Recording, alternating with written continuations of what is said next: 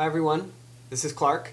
I debated greatly making this video. I've already spoken about a lot of different subjects on my vlog, and this one I've been thinking about for months, and I got up today and I said, Clark, today is the day you're going to make this video regarding Proposition 8 in California. I have to say that I think one of the reasons it's been so hard for me to gather myself to talk about this is because it's really painful for me as someone stepping outside of the LDS Church to look critically at the Church's involvement in current political issues. It's really been very difficult for me to understand why the Church, which is such a well-organized and well-polished machine, has chosen to mobilize its constituents to the purpose of assuring that same-sex marriage does not remain legal in the state of California.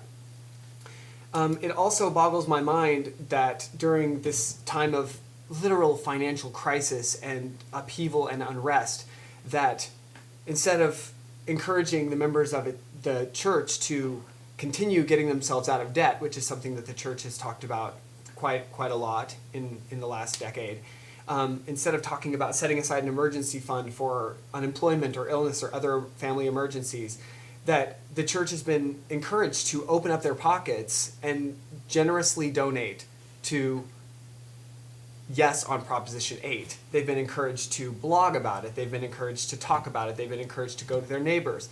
And they've been encouraged to, as kindly as possible, let everyone know that this marriage, gay marriage between allowing marriage to be identified as something besides that between a man and a woman will be destructive to the fabric of our society in some ambiguous way that I haven't really been able to figure out.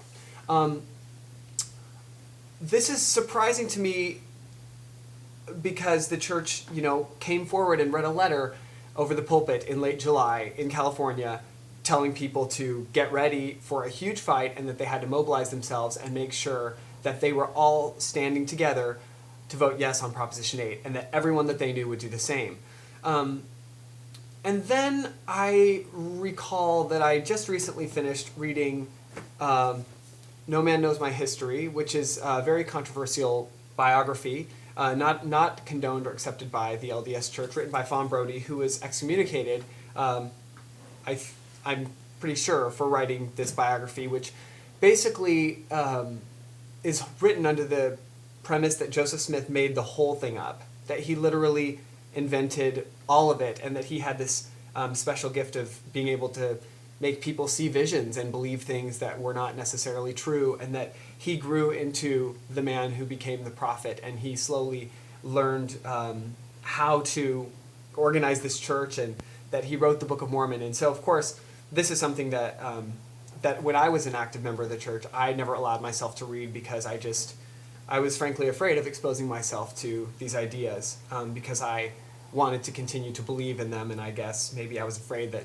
if I challenged those beliefs, that they wouldn't stay strong enough. There are other great biographies about Joseph Smith that do appeal to LDS people. One of them is called Rough Stone Rolling, and that's I've heard a lot of people really like. But one thing that I read in this book is that separation between church and state was never the forte of Joseph Smith. In fact, quite the opposite. And I just have a couple of passages that I want to read. When Joseph Smith founded Nauvoo, he was granted politically a lot of charters that were unique to his city about the raising of a militia, and he being the chief commander of the militia, and several different legal sort of loopholes that Joseph Smith was given because Nauvoo was a unique city. It was a city founded by himself, and it was a city primarily made up of Mormons who were following Joseph Smith. And so in 1841, it says, Joseph now began playing politics in earnest. His people had voted the Whig ticket in 1840 and again in 1841, but he had made it clear from the beginning that this vote could be swung on a moment's notice. When the Democrats selected as candidates for governor and lieutenant governor in the election of 1842 Adam W. Snyder and John Moore, both of whom had been active in getting the Mormon charters through the legislature, the prophet decided to shift the Mormon vote back to the Democratic Party. He bared this intention with a proclamation that set both parties back on their heels. To my friends in Illinois, the gubernatorial convention of the state of Illinois have nominated Colonel Adam W. Snyder for governor and Colonel John Moore for lieutenant governor of the state of Illinois, election to take place August next. General Bennett informs us that no men were more efficient in assisting him to procure our great chartered privileges than were Colonel Snyder and Colonel Moore. They are sterling men and friends of equal rights, opposed to the oppressor's grasp and the tyrant's rod. With such men at the head of our state, government will have nothing to fear. In the next canvass, we shall be influenced by no party consideration. We care not a fig for Whig or Democrat. They are both alike to us, but we shall go for our friends, our tried friends, and the cause of human liberty, which is the cause of God.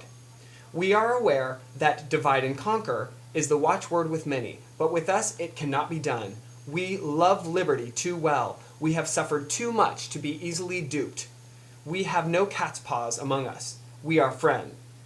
No cat's paws among us. Douglas, which is Stephen A. Douglas, is a master spirit, and his friends are our friends. Snyder and Moore are his friends. They are ours. We will never be justly charged with the sin of ingratitude. They have served us, and we will serve them. Joseph Smith. The Democrats, although happy to get the Mormon vote, were frankly embarrassed by the proclamation. This open sellout so early in the campaign simply handed the Whigs a weapon, and they were quick to use it.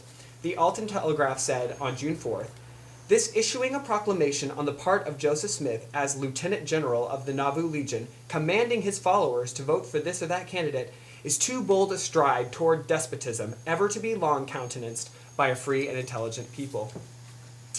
A little later, she says, since Joseph was himself the personification of the church, its hero and ideal, whatever he did became the pattern for imitation. Because he took Christian theology and ethics and mixed them with business, politics, and empire building, his people came to do the same. The result was that Mormonism became not only a belief, but also a way of life. It had never pretended to be a mystical sanctification or even a new ethical code. As a religion, it was as raw-boned and pragmatic as Joseph himself, and as dynamic. And finally, the last passage that I want to read is Joseph Smith's ideal of uniting church and state, which brought such catastrophe in Illinois, but was realized under the rigorous suzerainty of Brigham Young. By the time of his death, the pendulum had begun to swing back. The Mormons themselves broke up their political solidarity to aid in gaining statehood for Utah. A generation later, they even ignored admonitions of their leaders, now strongly Republican, to vote in overwhelming numbers for Franklin Roosevelt. Whether knowingly or not, they had come to reject the theocratic principle of their prophet for the American tradition of democracy. As I read this recently, I really was reflecting on the church's political involvement in Proposition 8 and the church's prior involvement in the Knight Initiative in 2000, both of which are of particular interest to me because I'm a homo. So I care about that stuff, and I care when someone is trying to do something that takes away my rights. One thing that I don't remember where I read it, but someone I read or talk to said that, you know, the church wants to be part of a winning fight. That is what the church wants to do. And if they choose to become really entrenched in a fight like they've become in this fight on Proposition 8, then Proposition 8, let's say it does not pass in California, then I think the church will view it as a blunder, a political blunder, to have become so involved in it. Because if there's a living prophet on the earth, why would God tell this prophet to entrench himself so wholly and so publicly in something that is so political, only to have it not pass? I think the church would view this as a blunder, and I think this would not reflect well on the church.